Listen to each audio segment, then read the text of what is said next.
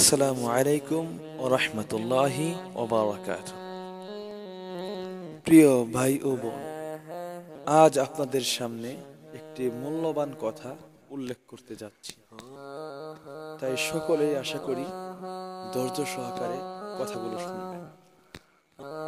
হযরতে সুফিয়ান সাউরি রাহিমাহুল্লাহু তাআলা সদা সর্বদাই তার কাছে একটি কাগজের টুকরা রাখতেন।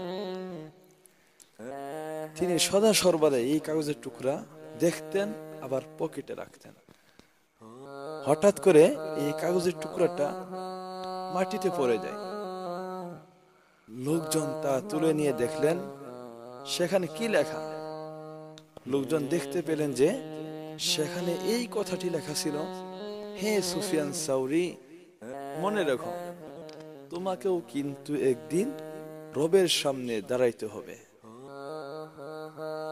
প্রিয় ভাইরা আমার, আমরাও যদি এরূপ বিশ্বাস আমাদের দিলের মাঝে সৃষ্টি করতে পারি, তাহলে আমাদের পক্ষেও গুনাহ করা অসম্ভব হয়ে যাবে।